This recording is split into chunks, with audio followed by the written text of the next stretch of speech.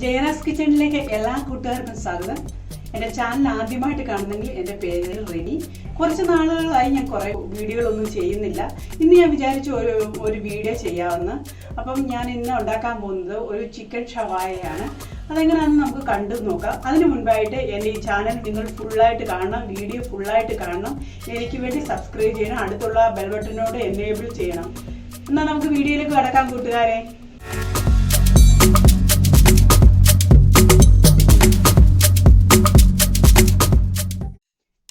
ചെയ്യാൻ പോകുന്നത് ചിക്കൻ ഷവായാണ്. അത് ഞാൻ കുക്കറിലാണ് ചെയ്യുന്നത്. അത് ഓവനൊന്നും ഇല്ലാതെ നമ്മൾ കുക്കറിൽ എങ്ങനെ ചെയ്യുന്നതെന്ന് ഞാൻ നിങ്ങളെ കാണിച്ചു തരാം. ഞാനിവിടെ ഒരു മിക്സിയുടെ ജാർ എടുത്ത് വെച്ചിട്ടുണ്ട്. ചിക്കൻ ഷവായ ഉണ്ടാക്കുന്നതിനുള്ള മസാല ഞാൻ തയ്യാറാക്കാൻ പോവുകയാണ്. ഈ മിക്സിയുടെ ജാറിലേക്ക് ഞാൻ ആദ്യമായിട്ട് ചെയ്യുന്നത് ഒരു വലിയ വെളുത്തുള്ളി പൊളിച്ചത് ഞാൻ ഇതിലേക്ക് ഇട്ട് കൊടുക്കുന്നുണ്ട്, ഈ ജാറിലേക്ക് ഇട്ട് കൊടുക്കുന്നുണ്ട്. അതിനുശേഷം ഒരു കഷ്ണം ഇഞ്ചി ഞാൻ ഇതിലേക്ക് ഇട്ട് കൊടുക്കുന്നുണ്ട്. 4 പച്ചമുളകും ഞാൻ ഇതിൽ ചേർത്ത് കൊടുക്കുന്നുണ്ട്.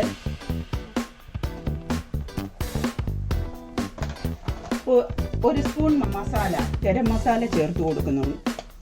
അത് ടേബിൾ സ്പൂൺ ആണ് ഞാൻ ചേർത്ത് കൊടുക്കുന്നത്.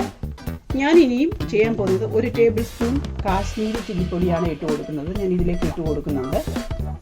അതിനുശേഷം 1 സ്പൂൺ കുരുമുളക് പൊടിയും ചേർത്ത് ഞാൻ കൊടുക്കുന്നുണ്ട്. ഈ ആവശ്യത്തിന് കുറച്ച് ഉപ്പും ചേർത്ത് കൊടുക്കാം നമുക്ക്. അല്ലെങ്കിൽ ഇനിയും ചേർക്കുന്നത് നാരങ്ങ നീരുണ്ടെങ്കിൽ അത് ചേർക്കാം, അല്ലെങ്കിൽ വിനാഗിരി ചേർക്കാം. ഞാനിപ്പോൾ വിനാഗിരിയാണ് ഇതിൽ ചേർത്ത് കൊടുക്കുന്നത്. ആവശ്യത്തിന് വിനാഗിരിയും ചേർത്ത് കൊടുക്കുന്നുണ്ട്.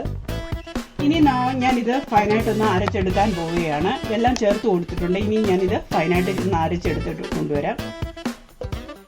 ഞാൻ ഈ മസാലകളൊക്കെ നല്ല ഫൈനായിട്ട് അരച്ചിട്ടുണ്ട്. ഞാൻ നിങ്ങളെ കാണിച്ചു തരുന്നത് ഈ രീതിയിലാണ് ഞാൻ അരച്ചെടുത്തിട്ടുള്ളത്.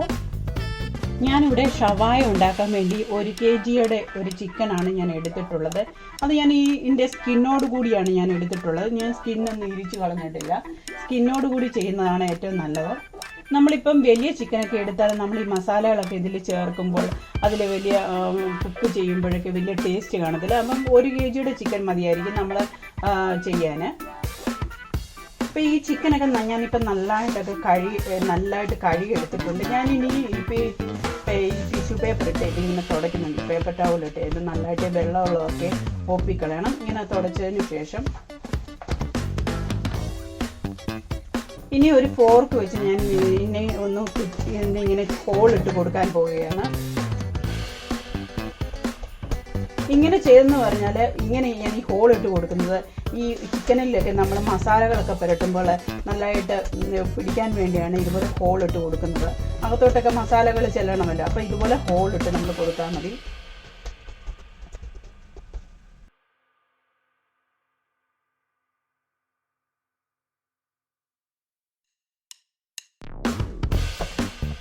ഇനി ഞാൻ ഈ അരച്ചു വെച്ച മസാലകൾ ഞാൻ ഇതിലേക്ക് ചേർത്ത് കൊടുക്കാൻ പോവുകയാണ്.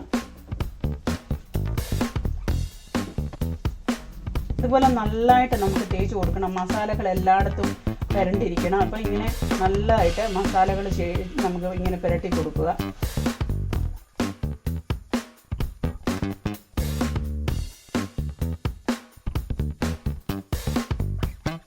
ഇതുപോലെ ഈ ഇതിനകത്തോട്ട് ഹോളുണ്ടല്ലോ, അപ്പോൾ അതിനകത്തോട്ട് നമുക്കിത് പുരട്ടി കൊടുക്കാം. നല്ലതായിട്ട് മസാലകൾ പുരണ്ടിരിക്കണം. ഇതുപോലെ നല്ലതായിട്ട് പുരട്ടി കൊടുക്കണം.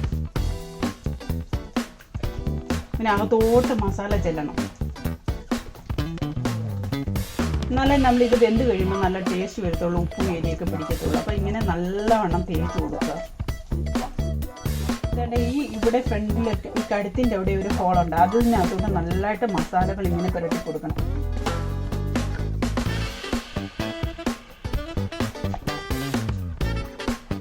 അപ്പം ഞാൻ മസാലകളൊക്കെ നല്ലവണ്ണം പുരട്ടി കൊടുത്തിട്ടുണ്ട്. എല്ലായിടത്തും പിടിച്ചിട്ടുണ്ട്. ഇനി ഞാൻ ചെയ്യാൻ പോകുന്ന ഒരു 6 മണിക്കൂർ ഞാനിത് ഫ്രിഡ്ജിനകത്ത് വെച്ചിട്ട് വെക്കാൻ പോവുകയാണ്. ഞാനിപ്പോൾ ഈ ചിക്കൻ നല്ലതായിട്ട് മാറിനേറ്റ് ചെയ്തിട്ടുണ്ട്. നല്ല ഫൈനായിട്ടാണ് ഇതിൽ എല്ലായിടവും പുരട്ടി കൊടുത്തിട്ടുണ്ട്. ഞാനിനി ഇതൊരു വേറൊരു പാത്രത്തിലേക്ക് മാറ്റാൻ പോവുകയാണ്. ഞാനിപ്പോൾ പുരട്ടിയ ബാക്കി വന്ന മസാലയുണ്ട്. ഇത് ബാക്കി വന്ന മസാലയാണ്. ഇനി ഞാൻ ഇതിലേക്ക് 2 ബേ ലീഫ്, 3 കറുവപ്പട്ട, ഏലക്ക, കുറച്ച് കുരുമുളക്, ഒരു നാരങ്ങയുടെ ഹാഫ് ഞാൻ ഇതിലേക്ക് ചേർക്കുന്നുണ്ട്. എന്നിട്ട് ഞാൻ ഇത് നല്ലതായിട്ട് ഇതിലേക്ക് മസാല തേച്ച് കൊടുക്കാൻ പോവുകയാണ്.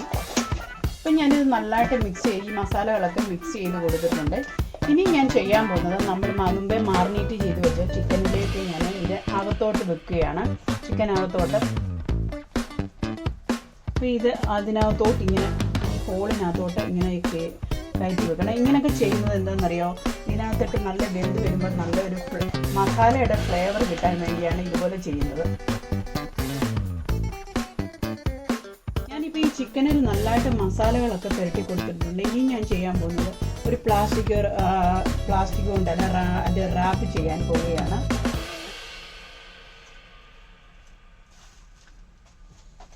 എന്നിട്ട് നമുക്കൊരു 5-6 മണിക്കൂർ നമുക്ക് ഫ്രിഡ്ജിനകത്ത് വെച്ച് ഇത് നല്ലതായിട്ട് അപ്പോൾ ഫ്രിഡ്ജിനകത്തൊക്കെ വെക്കുമ്പോൾ ഇതിനല്ലേ നല്ലതായിട്ട് മസാലകൾ വരും. അതിനുവേണ്ടിയാണ് നമ്മൾ ഈ ഫ്രിഡ്ജിൽ വെക്കുന്നത്. ഇപ്പം ഇത് 6 മണിക്കൂർ കഴിഞ്ഞു. നമ്മൾ ഇത് മാറിനേറ്റ് ചെയ്യുന്നതിന് മുമ്പ് തന്നെ ഇത് നമ്മൾ ഇതിൻ്റെ ചിക്കൻ്റെ കാലുകൾ ഒന്ന് ടോയിനിട്ട് കൂട്ടിക്കെട്ടണമായിരുന്നു. ഞാൻ അതങ്ങ് മറന്നുപോയി. പിന്നാണെങ്കിൽ ഇപ്പം ഞാനിപ്പോൾ ടോയിനൊക്കെ ഇട്ട് കൂട്ടിക്കെട്ടിട്ടുണ്ട്. ഇന്നിങ്ങനെ ചെയ്യുന്നത് ഇതിൻ്റെ കാലുകൾ ഇങ്ങനെ വേവുമ്പോൾ മാറിപ്പോകാതിരിക്കാൻ വേണ്ടിയാണ് നമ്മളിങ്ങനെ ചെയ്യുന്നത്. ഞാനിപ്പോൾ ഒരു കുക്കർ അടുപ്പേ വെച്ചിട്ടുണ്ട്. നമുക്ക് സ്റ്റീൽ കുക്കറിനേക്കാളും നല്ലത് അലൂമിനിയം കുക്കറാണ് നല്ലത്. സ്റ്റീൽ കുക്കർ വെച്ചാലാണെങ്കിൽ അതിൽ ഇത് വേവുമ്പോൾ ഇങ്ങനെ പറ്റി പിടിക്കാൻ സാധ്യതയുണ്ട്. ഞാനിപ്പോൾ എൻ്റെ അലൂമിനിയം കുക്കർ ചെറുതായതുകൊണ്ട് ഞാനിപ്പോൾ ഒരു സ്റ്റീൽ കുക്കറാണ് അടുപ്പിൽ വെച്ചേക്കുന്നത്. ഞാൻ ചെയ്യാൻ പോകുന്നത് കുറച്ച് എണ്ണ ഞാൻ ഇതിലേക്ക് സ്പ്രേ ചെയ്യുന്നുണ്ട്.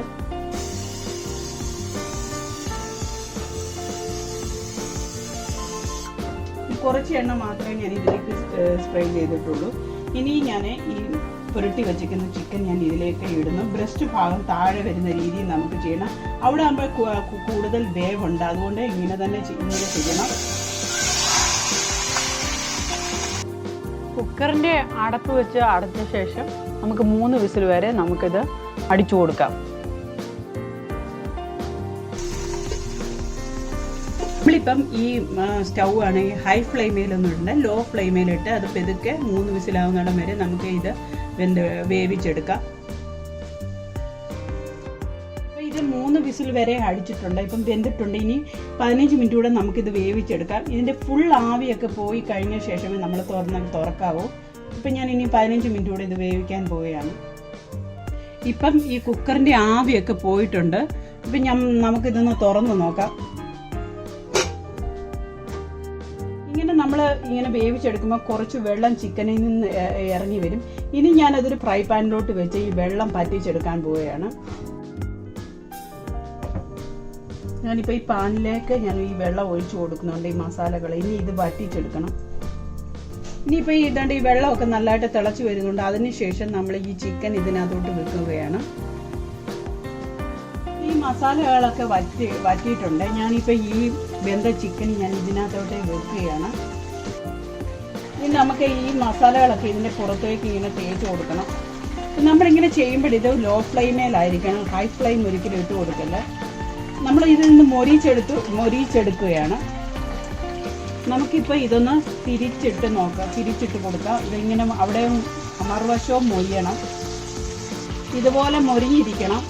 അല്ല, ഒരു വശം മൊരിഞ്ഞതുണ്ടോ, ഇതുപോലെ മൊരിഞ്ഞിരിക്കണം. ഷവായ ഈ പരുവത്തിലാണ് ഇരിക്കേണ്ടത്. പിന്നാണെങ്കിൽ ഇങ്ങനെ ചെയ്താൽ നല്ല ടേസ്റ്റി ആയിരിക്കും. നിങ്ങളെല്ലാവരും ചെയ്ത് നോക്കണം. നിങ്ങൾ ഇങ്ങനെ ചെയ്താൽ എല്ലാവർക്കും ഇഷ്ടപ്പെടും, കുട്ടികൾക്കൊക്കെ ഇഷ്ടപ്പെടും. എൻ്റെ ഈ വീഡിയോ നിങ്ങൾക്ക് ഇഷ്ടപ്പെട്ടെന്ന് തോന്നുന്നു.